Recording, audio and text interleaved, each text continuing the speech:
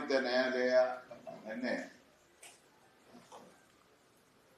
ಜನೌಷಧಿ ಬಗ್ಗೆ ಒಂದು ಮಹತ್ವವಾದಂತ ಮಧ್ಯಂತರ ಆದೇಶವನ್ನ ಕೊಟ್ಟಿದೆ. ಕಡಿಮೆ ಬೆಲೆಯಲ್ಲಿ ಔಷಧಿ ಕೊಡುವಾಗ ನೀವು ಯಾಕೆ ಅವ್ರನ್ನ ಹೊರಗೆ ಹಾಕ್ತೀರಾ ಅಂತ ಹೇಳಿ ರಾಜ್ಯ ಸರ್ಕಾರಕ್ಕೆ ಒಂದು ರೀತಿ ಚೀಮಾರಿ ಆಗೋ ರೀತಿ ಒಂದು ಮಧ್ಯಂತರ ಆದೇಶವನ್ನ ಕೊಟ್ಟಿದ್ದಾರೆ.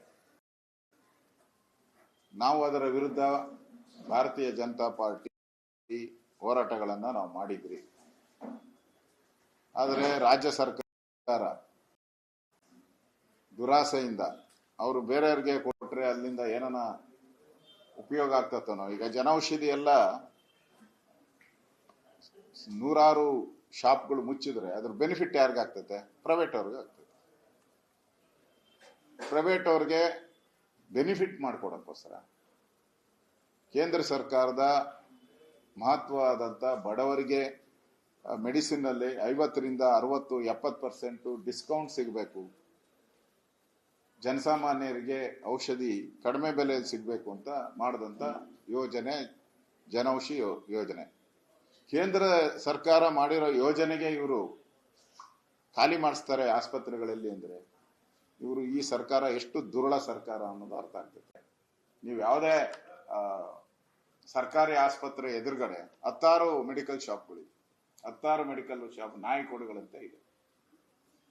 ನೀವು ಇದನ್ನ ಮುಚ್ಚಿದ್ರೆ, ಒಳಗಡೆ ಇರೋದು ಮುಚ್ಚಿದ್ರೆ ಆಚೆ ಹೋಗ್ಲಿ ಅಂತ ಅಷ್ಟೇ. ಇದೊಂದು ಲಾಬಿ. ಆ ಲಾಬಿಗೆ ಮಣಿದು ರಾಜ್ಯ ಸರ್ಕಾರ ಮಾಡಿದಂತ ತೀರ್ಮಾನಕ್ಕೆ ಇವತ್ತು ಹೈಕೋರ್ಟ್ ಒಂದು ರೀತಿ ಮಧ್ಯಂತರ ಆದೇಶ ಮಾಡಿರುವಂಥದ್ದು ರಾಜ್ಯ ಸರ್ಕಾರಕ್ಕೆ ಹಿನ್ನಡೆ ಆಗಿದೆ. ನೀವು ತಪ್ಪು ಮಾಡಿದ್ದೀರಾ, ಎಲ್ಲೋ ಒಂದ್ ಕಡೆ ತಪ್ಪು ಮಾಡಿದ್ದೀರಾ ಅಂತ ಸ್ಪಷ್ಟ ಸಂದೇಶವನ್ನ ಗೌರವಾನ್ವಿತ ನ್ಯಾಯಾಲಯ ಸರ್ಕಾರಕ್ಕೆ ಕೊಟ್ಟಿರೋದು.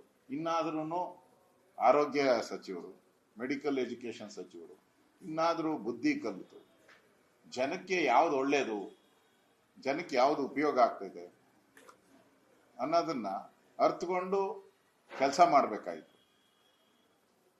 ಆದ್ರೆ ಆರೋಗ್ಯ ಇಲಾಖೆ ನಾವೇ ಫ್ರೀ ಮೆಡಿಸಿನ್ ಕೊಡ್ತೀನಿ ಅಂತ ಹೇಳ್ತಾರೆ. ಯಾರಾದ್ರೂ ಹೋಗಿ ರಿಯಾಲಿಟಿ ಚೆಕ್ ಮಾಡಿ. ಇವರು 260 ಮೆಡಿಸಿನ್ ಕೊಡಬೇಕು ಒಂದೊಂದು ಆಸ್ಪತ್ರೆಗಳಲ್ಲಿ, ಡಿಫ್ರೆಂಟ್ ವೆರೈಟೀಸ್ 260ರಿಂದ 270 ಮೆಡಿಸಿನ್ಸ್ ಕೊಡ್ಬೇಕು. ಇರೋದೇ 60-70 ಮೆಡಿಸಿನ್ಸ್ ಇಲ್ಲ ಇವ್ರ 30% ಮೆಡಿಸಿನ್ ಇಲ್ಲ ಇವ್ರ ಹತ್ರ. No stock.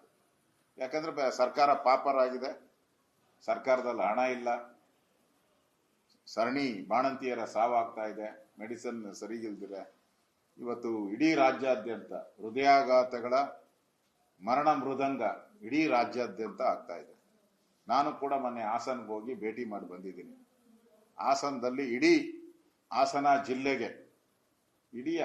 ಜಿಲ್ಲೆಗೆ ಒಬ್ಬನೇ ಒಬ್ಬ ಅಲ್ಲಿ ಕಾರ್ಡಿಯಾಕ್ ಡಾಕ್ಟರ್ ಇರೋದು, ಒಬ್ಬರೇ, ಸರ್ಜನ್ ಇಲ್ಲ. ನಾನು ಕೇಳಿದೆ ಏನ್ ಮಾಡ್ತೀರಾ ಅಂತ. ನಾವು ಇಂಜೆಕ್ಷನ್ ಕೊಟ್ಟು ಬೆಂಗಳೂರು ಕಳಿಸ್ತೀವಿ ಸರ್, ಅವ್ರು 3 hours ಅಲ್ಲಿ ಬೆಂಗಳೂರಲ್ಲಿ ರೀಚ್ ಆಗಿ ಅಲ್ಲಿ ಅವ್ರಿಗೆ ಟ್ರೀಟ್ಮೆಂಟ್ ಆಗಬೇಕು, ಆಪರೇಷನ್ ಆಗಬೇಕು. ನೀವೇ ಹೇಳಿ, ಹಾಸನದಿಂದ ಬೆಂಗಳೂರಿಗೆ 3 hours ಅಲ್ಲಿ ಬರಕ್ ಸಾಧ್ಯನಾ? ಅದು ಬೆಂಗಳೂರು ಟ್ರಾಫಿಕ್ ಅಲ್ಲಿ ಬರಕ್ ಸಾಧ್ಯನಾ? ಇಲ್ಲ ಮೈಸೂರಿಗೆ ಹೋಗ್ಬೇಕು, ಹಾಳಾಗಿರುವಂತ ರಸ್ತೆಗಳು, ಮೈಸೂರಿಗೆ ಹೋಗುವಂತ ರಸ್ತೆ ಪೂರ್ತಿ ಹಾಳಾಗಿದೆ. ಅದರಿಂದ ಈ ಸಾವುಗಳು, ನಾನು ಹಾಸನ ಜಿಲ್ಲೆ ಒಂದೇ ಹೇಳ್ತಾ ಇರೋದು, ಇವತ್ತು ರಾಜ್ಯದ ಬೇರೆ ಬೇರೆ ಕಡೆನೂ ಕೂಡ ಎಲ್ಲೂ ಹೃದಯಕ್ಕೆ ಸಂಬಂಧಪಟ್ಟಂತ ಡಾಕ್ಟರ್ಗಳ ಕೊರತೆ, ಎಕ್ವಿಪ್ಮೆಂಟ್ಗಳ ಕೊರತೆ. ನಾನು ಕೇಳಿದೆ ಅಲ್ಲಿ ಎಕ್ವಿಪ್ಮೆಂಟ್ ಇದೆಯಾ ಅಂದ್ರೆ ಏನೂ ಇಲ್ಲ. ಅಲ್ಲಿ ECG ಬಿಟ್ರೆ, ಥ್ರೆಡ್ ಮಿಲ್ ಬಿಟ್ರೆ ಇನ್ನೇನು ಇಲ್ಲ ಅಲ್ಲಿ ಅವ್ರ ಹತ್ರ. ಆ ಪರಿಸ್ಥಿತಿಯಿಂದ ರಾಜ್ಯದಲ್ಲಿ ಇವತ್ತು ಸರಣಿ ಸಾವುಗಳಾಗ್ತಾ ಇದೆ.